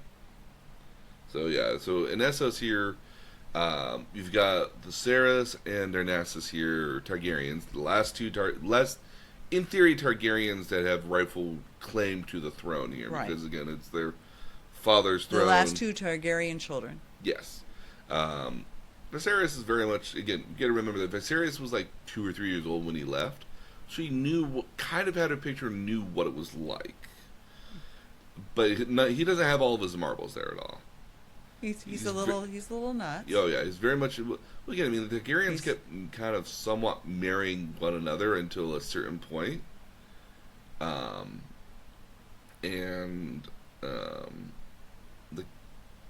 they're just not all there. Let's just put it that way. Okay. All right. Fair enough. Yeah, no, Viserys is I mean, she special. seems. I mean, she seems all there, but then, in other She's got ways, flashes of it not being the case. yeah. Well, and she's very wily in some ways, Mm-hmm. and for being a naive young girl. Oh yeah, no. But she naive would be- absorbs. she absorbs everything pretty darn quickly. She absorbs that other world and starts learning Dothraki and Mhm. earns the respect of the people, and she understands how to do that. Yeah, again, I mean, I get the painting of the picture here that, like, the events of all this first season happened within about 9 to 10, maybe even a year's worth of time, like 9 to 10 Well, months she worth ends of up time. kind of having not having a baby. Well, yeah, so I It's a mean, little so weird. so Viserys' essential intention here is to marry off his sister to Khal Drogo, which is a Mhm. Dothraki warlord, with the intention that he'll get the Dothraki, which is this huge kind of like mountain Mongol horse army. people, yeah, to start an army to fight to get back his throne. And at this point here, like, he's going with whatever he can go with here. I mean, I think on a certain level, even he realizes that the Dothraki are not going to be what wins him the throne back here, but it's a good starting, like, collection of pawn pieces to have on a board if you don't already have, a collection of knights, rooks, and bishops. Well, I mean, he's nuts too. Oh yeah, no, he's not quite there. Khal Drogo, again, played by Jason Momoa, which is like, again, I was so disappointed oh, that Aquaman died. that Aquaman died. He's inarticulate. He's uncouth. He never speaks a word of English this entire time. He speaks this Dothraki language, which is a literal made-up language they figured out for the show here, based off of the Dothraki language they kind of used in the books. But he's able to communicate. I mean, he obviously loves her and is very proud of her and is very protective of her. Yeah, all those things. She is given 3 dragon eggs as a marriage gift. As a marriage gift. But she doesn't. But again, they don't even realize these are dragon eggs. They're just these round stones. Well, they were told that they were dragon eggs, but they were fossilized. Yeah, they were fossilized dragon eggs. And at one point, the brother is trying to steal them because he realizes, as you said, that Drago's not going to get him back his kingdom. So he wants to take the dragon eggs, and apparently they're quite valuable. They're very valuable. He could at least buy a ship and some people at that point here. Then he might be able to start, or he might be able to use the money to start building up a new army, or at least a slightly better army of his own. Yeah. So at that point, you realize the dragon eggs have some value, but their family sigil, is a dragon. Yeah, it's a three-headed dragon breathing fire. And actually, what's very interesting here is that throughout the entire thing, Viserys keeps quoting himself as being the dragon. Dragons are immune to fire, thus he's got to be the dragon. Yeah. Gotta... Well, that doesn't turn out to be true, does it? No. So at one point here, like it's some sort of party some sort of evening event or party that they're having.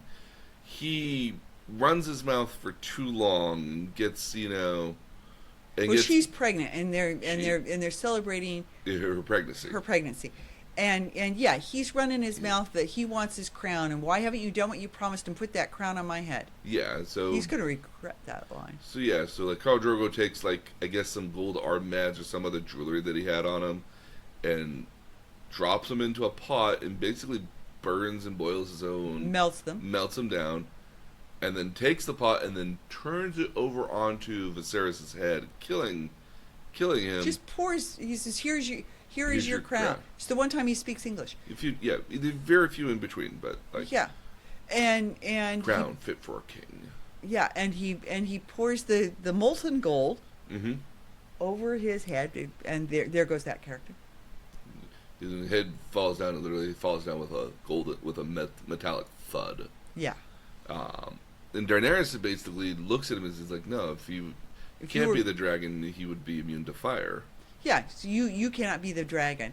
And that's the first time you really see she's a little mad too. She's not quite there either. Like, the fact that her brother got killed here was very much... in a brutal way. And she did not flinch at all. No, but I mean, by that time he's beat her. Yeah. And you kind of think if that's probably not the first time that's happened. Yeah. So he's getting his comeuppance, and she's like, it's so sad. Yeah. Single tear. Yeah. So eventually what ends up happening, at some point here, Khal Drogo here is having like a fight with another like portion of his people here that like don't like Daenerys, who is... Oh, by the name Khaleesi means daughter of warlords. Yes. And in some cases, sometimes the Khaleesi is like rides in the battle with the warlord, and sometimes she doesn't even have the same kind of level of respect as the Khal's horse. Well, okay. This is back to that thing of women are not regarded well. No. And are treated the sex is brutal and not reciprocal. No. And it's very much a man's world. Yeah. But so let's talk about the Dothraki, his particular clan decide to take over this village. And they're pillaging and burning and raping as warlords and horse people would. Yeah. And they're capturing a bunch of women to be slaves.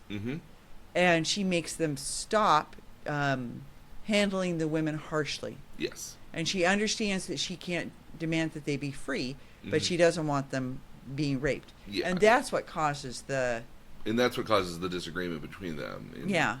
Khal Drogo, in his infinite wisdom here, like, stands up for his wife, but the other guy used like a poisoned sword, I guess, or something of that nature, and poisoned Khal Drogo, which gets him pretty darn sick. And then there's a witch that's from the town who agrees that like, oh, I'll save your husband. I'm the medicine person. Yeah, I'll help save your husband here. And I guess at some point here, she also like taints Daenerys here as well, to make her have a miscarriage, from what I understand. No. I don't understand she gets the miscarriage. What I took away from it was, she is treating the Drago, and he's not getting better. And so Daenerys goes outside of the tent and calls the witch woman over, and the other people in the clan get very upset. Yeah. Because they think this woman's dangerous, and the witchcraft is horrid. Witchcraft, it's witchcraft. And Daenerys brings back in Drago's horse, who is sacrificed, blood all over, sacrificed as part of the spell that the witches the ritual to do it. doing. And And when Daenerys leaves the tent, the the uh, the rest of the clan is mounting up against her, and trying to drag her away. And Jonah's trying to save her, and she goes into labor with the stress of Ah, all of that. And she's at that point only like 6 or 7 months pregnant. She's mm-hmm. not Not fully fully fully developed. pregnant. And so Jonah drags her back into the tent. Oh, so then she has a stillbirth. She has a stillbirth I got okay. Yeah. in the tent. Now Drago lives, but as basically a vegetable. He can't talk, he can't communicate, he can't Mm-hmm. anything. The clan needs to move on. They can't. I mean, There's a few stragglers that stay behind that are loyal to Khal Drogo and then Khaleesi, but the majority of them just like zip off and leave. go off, and so she's left with. She can't take her husband with her because he's Catatonic. yeah, and she doesn't want to have him survive that way. So she smothers him. Yes. Makes me sad because she actually did love him. No, yeah, she eventually loved him at the end, very much so. Very sad. And they decide that they'll give him a proper Viking funeral, so they'll lay out some wood pilings and they'll burn him alive. They'll burn his body. They burn the witch as well, Yeah, as punishment for not saving their warlord. yeah. Well, And then, and I guess Khaleesi is also going to burn all of her worldly goods as well. So she throws the dragon eggs in there as well, as well as some of her own personal effects. I see, and I assumed that those were all the wedding gifts. Yeah. So, and then she's going to burn as well with it. So she joins her husband. Yeah. So, yeah. And she comes out, not a scratch on her, maybe a little bit of dust on her, but not a scratch. She's got a little soot. Little soot, yeah. But she comes out of the fire unscathed. And she comes out with something new. She does. She comes out with baby dragons. Like she's going to be the mother of dragons. Thus, the mother of dragons. The mother of dragons. And that's kind of how we end season 1 here for the most part. Here is her just looking out into the distance with a literal dragon just kind of on her shoulder, just like roaring out into the distance. And those things get big. I was going to say they're not going to stay little. No, they get bigger quickly. So she has literally been through fire. Reborn in fire. Yeah. Like a phoenix. Yep. So, but that's most of what season 1 is here for the most part. Like, what did you think about the entire season as a whole? I mean, like, can you understand why people were like super excited about this? Okay, so I can see why people are super excited about it, and I can see why people get hooked. I would like to see season 2 as well. Mm-hmm. I think it's a lot. There's so many storylines. I'm not sure what you would remove, but it's a little overwhelming. Very much so. I wager that if you just had the bits that were important to whatever was happening right in front of you, that it might read better. But because everything's all happening at the same time, that you'd get confused about what events happened when and what events were otherwise happening. Okay, so there are some episodes in there which there are flashbacks, there are flash forwards. Yes. Already, especially Bran. Yeah. Well, Bron's got a special thing happening to him, and it's only going to happen to him. Okay. So he's the only. He goes walking through passages and finds things and sees things he's not supposed to see. Yeah. So, but Bron's a special case there. Like, it'll become more apparent in later seasons. In fact, there's an entire season where Bronn doesn't even show up. He's not even in an entire season. Oh, really? What happened there? Well, he went to go train, and you don't need to see him training, so they don't talk about him at all. Okay. Again, remember, like there's some characters there's a bit of a disjointed thing. Like I couldn't figure out what the world that Caitlyn's sister was in, or what that purpose was. Yeah, because again, there's a lot of extra places that you're going to and from all the time. Yeah, and it becomes very confusing as to where you are sometimes. And it's almost one of these times in which like you really do want to have the corkboard and the ribbons and the strings moving around everywhere to kind of figure out where everyone is at any given point. But and some Um, and so some of the worlds entangle a lot. The wall is its own separate place. It doesn't really have much relationship with anything else. with Yeah. whatever's happening everywhere else. Essos is much the same way. Whatever's Yeah. happening in Essos It does stays. it. It's like Vegas. It's, It happens in Essos, stays in Essos. yeah, But Winterfell and King's Landing. King's Landing, Most of the Westeros stuff kind of like is all playing in this giant circle of whatever happens here affects what will happen over here, which then affects what happens over there. the butterfly effect. Yeah. So I enjoyed all the storylines. If I make a total of major characters that died, they were mostly older. So you had King Robert, you had Ned Stark. The one younger one would be Daenerys' brother, Yes. Viserys. But then Drago was kind of a Older. I would say kind maybe yeah. because I'm older. Yeah. yeah Probably character. somebody in his 30s or maybe Yeah. early 40s. Yeah. So all really key important people, Mm-hmm. which kind of blew me away. But that's where I think the focus must be the young people that they developed as characters must live. Well, so much is that the new generation has got to kind of pick up where the old generation left Right, off. and there's they haven't had their own kids, so there's not another generation to fill in for them. Nope. And or when would you have to chance to have kids? Well, this is true too. Yeah, I mean, Plus, like they're none of them married. our, marriage is a very fluid thing in this show. Oh, is it?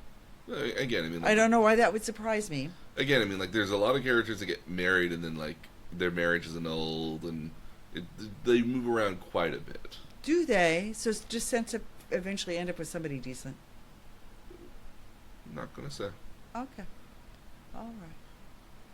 If it makes you feel any better, she does make it to the very end. I'm gonna assume Jon Snow does too. Maybe. Okay. He does die at one point. He does die? Yeah, I mean, I'll spoil that. He does die at one point. Oh, that's too bad. I like him. It's okay. I like him. We all like him. He's a very good guy. Again, he's died in the books. Right, where we're at in the books right now, he's dead. You have that look like he could come back. I just really am trying to trying to be the cat holding the canary in my mouth. Okay. I deeply apologize for that. Your look says, well, we might see him again. We might see everybody again. I mean, like, there's certain characters that die that literally do come back in the books. There's at one point here a character that does stuff to people that makes them turn dead and then come back alive. What a nice skill. I know. Again, I mean, like, remember that magic in this world is very, very rare. And then to see it is like, sort of moments here. So, like, Well, magic in our world's very, very rare, and to see it is a sort of moment. well, I mean, I don't know. I mean, like, I think David Copperfield knows what he's doing at a certain point. Yeah, that's not. Not the same. Not the same. So but you would watch a second season of this. Yeah, I would watch it. Well, yeah, no, I'm going to. Well, I gave you the material for it, so. Well, yeah, but no, I mean, I enjoyed it, and even if you hadn't given me the material for it, I would have gone seeking, because I would like to see what happens to the characters. I'm very curious about the dragons. Well, who are you most interested in? Okay, my favorite. I'm a Dinklet, so absolutely my favorite character. So you want to see more what happens with Tyrion. Okay. Yeah, because he is wise. He's this sort of sardonic kindness. You know who he often reminds me of? He reminds me of House from Gregory House from the show House, because he's very much sarcastic. He's very like of his own desires and benefits, but he moves through everything trying to still be like the wisest guy in the room and still offering help whenever possible. Well, I really was touched by him trying to do the horse saddle thing, because he had no reason to do that. And he had no benefit out of it either. Right. Yeah, right. he was just doing like he was just doing what he thought would be useful, and I actually would like him as the Hand of the King, because he strikes me as being the one person who would want what was best for you. Yeah, or want best for everything else around you. Yeah. So to have positive motivation, I guess. Yeah. Then you'll like season 2 for Peter Dinklage and Okay. Tyrion. That a lot of what you want will happen. I know he makes it because I know he's still a character. Yeah. So, so I very much like him. That he's easily my favorite character. The one I identify probably the most with is Arya, just because I like the stand on my own and I am who I am Yep. sort of thing. I really appreciate that. Worried about Sansa. Sansa's very. We're all worried about Sansa on a certain level. Okay, because she seems very she, I mean, having to cope with a lot. Mm-hmm. And at this point, the only mother figure in her life is Cersei, who's seriously twisted. Oh yeah, very. And also she's lost any sort of moral compass standing beside her or alongside her. I hope she finds. Well, she's got nothing. She's got nothing to fall back on. Well, and is Littlefoot there for her at all, out of respect for her mother? Littlefinger, yes, on a certain level. On a certain level, yes, but he's still playing his political machinations as well. Throughout He doesn't know how not to. He can't help himself. He really can. Yeah, so I get that. Any interest in Jon Snow, or Jon Snow is just kind of like. Oh no. Okay. So yeah, of the sort of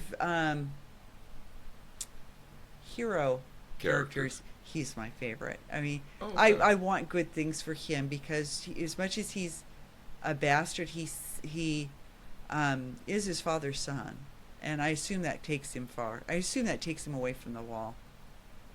Maybe. I just that's my sense. Yeah. He's his father's son. Yeah, he's very much his father's son. The second season, you'll actually get to meet one of what I imagine might probably be one of your more favorite characters is Brienne of Tarth. Again, is this 6'4" female knight. Very, very, very cool character at the end of the day here. And then my personal favorite character here is just Jaime Lannister. Actually, See, now I think he's unless he really changes, I think he's a little shit. Yes. Okay. I appreciate that he's a little shit, and that's kind of why I like him. Okay. He So- tried to kill a little boy. Later seasons help redeem him somewhat. Okay. He gets better. He gets better? He gets Okay. better. Again, You see moments in which he's honorable.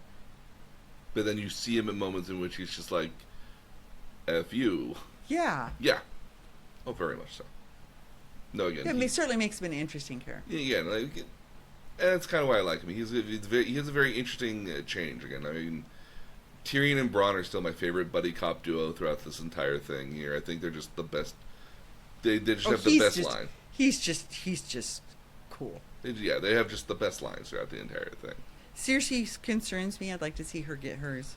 Well, you might have to wait a while. Oh, okay.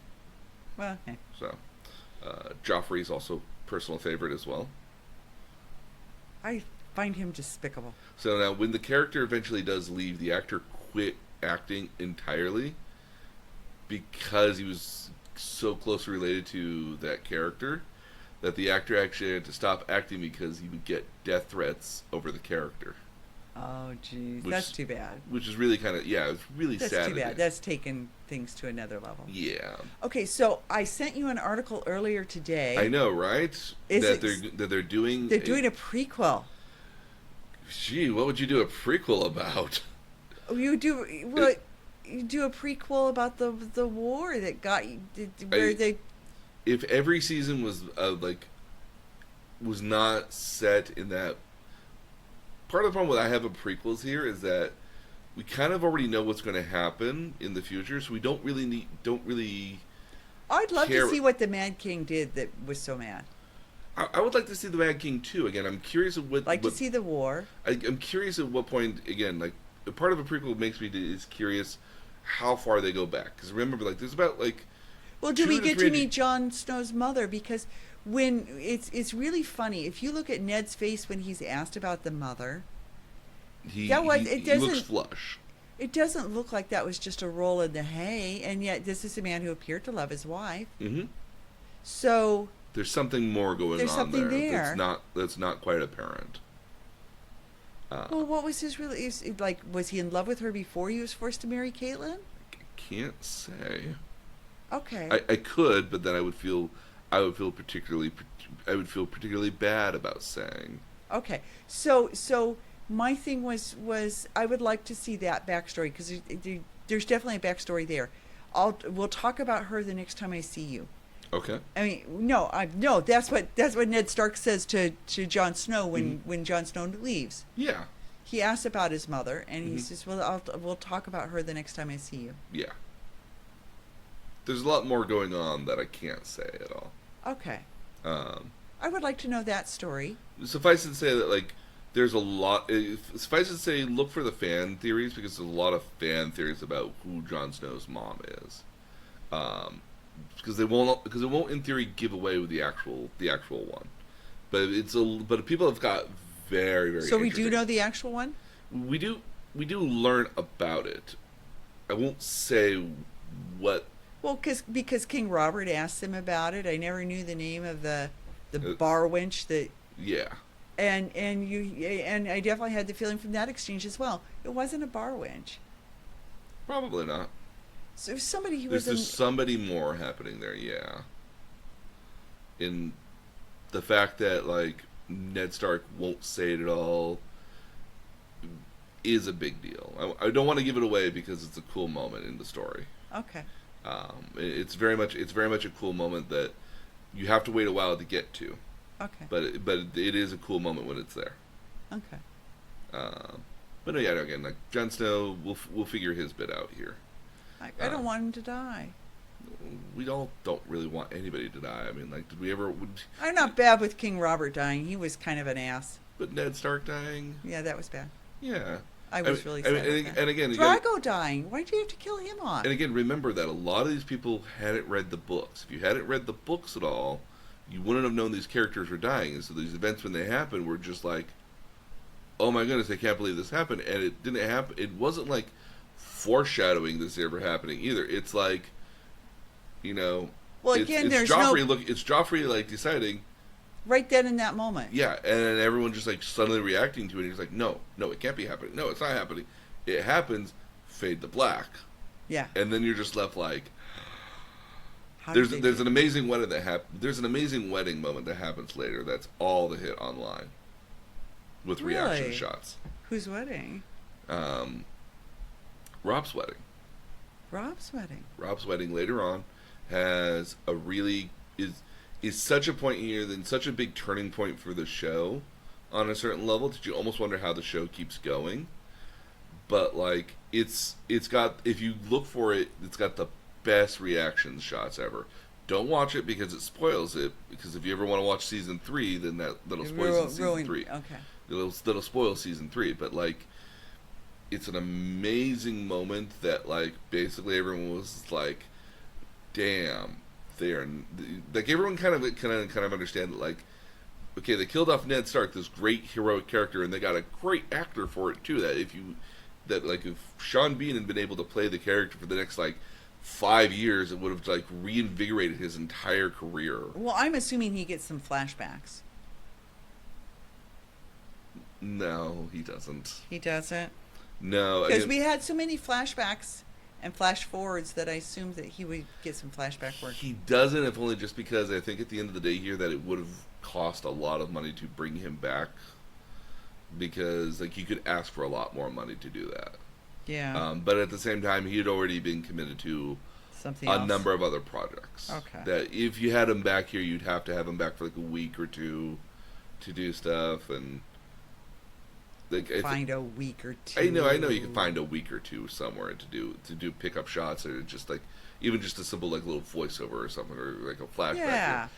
It would be nice if like again the prequels interest me as far as how far back they're going to go. Are they going to go back to when the Targaryens first arrived on Westeros and basically conquered Westeros? Is it going to be that, or is it going to be one season, or is it going to be? I don't know. Again, I mean that's that's kind of very much up in the air. I mean, like a lot of the things you really want to do though is you really want to keep a lot of the production staff together that's worked on it already, that knows how to do a lot of this already. They know how to generate King's Landing. They know how to generate the dragons. They know. You have all the sets and all the prop master stuff there. The dragons have been gone for years, though. So I don't think the dragons are in the prequel. Unless that's what it says here again. I mean, like, the series will be set thousands of years before the events already seen in Thousands the Thrones. of years. So it could take place before. I mean, before even they arrive, before dragons. Well, ever I arrive understand there. they're filming in Ireland, which would totally, the Essos would be totally. You can't do that. No, in because Ireland. Essos is more or less more kind of like Morocco and a couple other different places. Yeah. So yeah, no. Again, it depends on how far they go back. I mean, like if you go back to like Star Wars, as an example, when they did the prequels, kind of all knew how we were going to get there at the end. We kind of already knew what was going to be the end game here. It was all about how you got there. And part of, for me, what was disappointing was like I had all this time in my mind to figure out how they were going to get there, and it didn't play nearly as well. It wasn't the same thing. And that's part of the problem with prequels is that you kind of got to get back to where the first one started at. So unless you get there in kind of a really unique and fun way, or a unique way that like nobody ever thought of before, everyone's going to kind of be a little disappointed. Unless you're doing a prequel that's like so far back that it doesn't actually interfere with newer events going to happen. It's kind of like having a beloved book and then having the movie screw with it. That too. Yeah. I wager that if you knew all the events of Harry Potter before the final movie was written, like, because you got to remember when they shot the first Philosopher's Stone movie, that first movie, the fourth book had just barely come out. Yeah. And as much as that first movie is very faithful to the original book, like later movies introduce a lot of stuff that's in the books, but leave a lot of stuff out. Well, you couldn't fit everything in. Well, you couldn't possibly fit everything. Although the last book is 2 movies. Yeah, and you get pretty close to fitting a lot of what was in there. Yeah. But there's still a lot of stuff that, like, had you known this would be important later on, or this would be important later on, you might have kept those elements in there, and chose to disregard other elements. Like you would have. Oh, So the timing of the movies, as opposed to the book still being written. Like as an example here, one example it. here is like there's a character named Rita Skeeter who plays prominently in the fourth. Who's very important in the fourth book. She pops in and out of the story here. She's a news writer. She's a news writer, and she gets all these great scoops and everything. And everyone wonders how she gets all these scoops. You eventually learn that she's the ability to turn into a cockroach. Yeah. And that's how she just snuck everywhere and got all the secrets for everything. Yeah. She plays a somewhat slightly, not necessarily a more vital role in later films, but she plays a role in later films that like help push the plot along. Yeah. But it's one of those characters in which if she wasn't actually ever around, you would never actually miss her at all because she wasn't playing a huge role at all, even in that fourth book. So you could have like decided to just excise that entire character and put in stuff that would be more relevant to later movies, so you can set that kind of like dynamic, kind of which is the same way Marvel's movies do, is they leave stuff behind in order for it to become important later on. Yeah. Like if you go back to the first Iron Man movie here, you see Rhodes here look at the Mark II Iron Man armor and basically look at it and be like, maybe I could wear it. Nah, next time. Which sequels the second movie, which becomes War Machine. Yeah. Using that same Mark II armor as a template for it. So. Yeah. Again, I would love to see a Harry Potter movie in which like they went back and just tried to redo everything. I almost imagine you could do another 7 movies, but if you knew what was important when it was going to be important. But I don't think you're ever just going to get those characters ever again. Well, I mean, I think the movies were really well done, so I don't know that you still well done. If you never read the books, they're great movies. So I have to imagine, bringing us back to Game of Thrones, that much like that series, the kids that are kids in here, we're going to get to watch them grow older. Yes, you get to watch a lot of these actors again have inhabited these roles for 7-8 years, and so you will get to enjoy watching them. They get older and and bigger and taller and more mature. Literally in more or less not just their physical stature, but their mental acuity and stuff as well. Yeah. So you get to kind of watch a lot of these characters. It'd be fun. And you get to watch some characters grow old and die. Sometimes of natural death and sometimes not of natural death. Well, did Caitlyn die a natural death? Not going to say. Okay. That would be spoiling. Cersei, you said, makes it to the end. Cersei does make it to the end. She make it beyond the end? Not gonna say. Okay. She's in that last season. I'll say that. Yeah, yeah. Well, now, so here's my final question for you. Okay. Because I know some people were really disappointed with how it ended, and some people thought, "Oh, that's a really good ending." How did you feel about it? And I don't know how it ended. How do you feel about how it ended? I feel that the ending the way that it ended was the right ending. I feel at the end of the day that, like, if you decide you're going to make an ending that you go wholehearted with that ending, that it does make sense at the end of the day. The ending does. It's just the way that they got there was, I felt, way too quick. And that was part of the problem here, is that season 7 and season 8, season 7 was about 7 episodes and season 8 was 6 episodes. As where all the other seasons beforehand had been 10 episodes each. Okay. And by the time you get to season 6, you've run out of actual material from the book to keep relying on at that point. Yeah. So you have a hard enough time trying to rationalize these characters' actions with all this greater mythology and greater kind of understanding before that. Okay. Now, they did use George R. R. Martin's knowledge beforehand going into this, but, like, it's not quite the same. And to me, at the end of the day here, like, it would have been nice that they actually did a full... If they did at least 2 or 3 more episodes, you could have explained more of the characters' reactions and everything, because everything does get very condensed by those by that last season. That last season is very condensed. Everybody's interacting with everybody. You're not really dealing with things where, like, oh, this is happening all the way in Essos, and this is happening all the way to the Wall, and this is happening all the way to the north. Like, everything kind of gets more condensed. Well, because it's winter. It's winter, but even then, it felt like everything went a little too quickly, and it feels as though, like, if they had more time, they would have done a better job at it. See, now, I have an objection to movies that always button it up and tie it with a nice little bow. Yes. This does that too. I'm not happy with that either, but I'm okay with that. But I mean, like, Endgame did that as well. That's true. Endgame tied up a lot of the stories there, but left a lot of room open for different interpretations and changes later on. Yeah. You know, left a lot of, like, they tied up a lot of especially that main 6 cast there of what was happening in it, but they also left enough room to say, like, okay, well, the Hulk's still going to be there. You know, Hawkeye's not going to be doing any more stuff here, obviously, but, like, now the Falcon's Captain America, and, oh, hey, like... There was some transition built into it. There's some transition built into it, and, like, Spider-Man's going to still be around. Everyone likes Spider-Man. Yeah. We all like Spider-Man, like, you know, and Steve Rogers is kind of there, but not really sort of there. Like, he's there... He's an older guy now, so at least he'll kind of still... You can still have that older actor be there as, like, a wisdom marker, I guess, is at the end of the day, is what I would call him. He's pretty old. We've already established that, like, time travel and all this other stuff is totally doable at the end of the day here. That's true. But we leave a lot of room for new stuff to happen. Game of Thrones does basically button it up and doesn't leave a lot of room for... new stuff to happen, I think, or at least more interesting stuff to happen. Well, do you still have... If you still have Sansa and Arya and... Yeah, but, like... can't talk about their stories without spoiling stuff, so... Okay. So. Totally respect that. Yeah, again, like, I'm torn between wanting to, like, just spill everything out because it's fun to spill everything out, and to talk about it, but on the other hand, I'm also just of the opinion here, it's like... Yeah.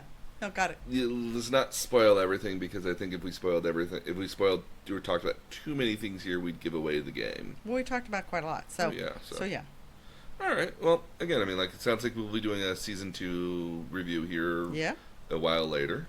A while later. It's a lot of... It's a lot of episodes. Yeah, I'm not usually a binge watcher. No. It's a lot of episodes to watch. I was watching them at three at a time. Okay, well, that's a good way to... If you have to binge it here, it's like basically watching a movie. Yeah. But no, yeah, again, it's a lot of material to watch, and again, like, if you think about it here, like, you could theoretically watch all of it. You know, you could watch, like, a season a day and finish it in about, like, 2 weeks here, maybe. Assuming that, like, you weren't going to work at the same time. And I was going to say, how are you going to watch a season a day? Well, I guess you could 10 hours. Okay, Yeah, you could do 10 hours a day, and again, if you just took off the entire week, and that would be and your as- vacation. Yeah, and yeah. assume the No, weekends off as well. no. But you could probably do like a season a week here in theory. Okay. You No, know, the not, week. not doing that. No, that's again, it's it's a lot of material to just kind of like get through. Yeah.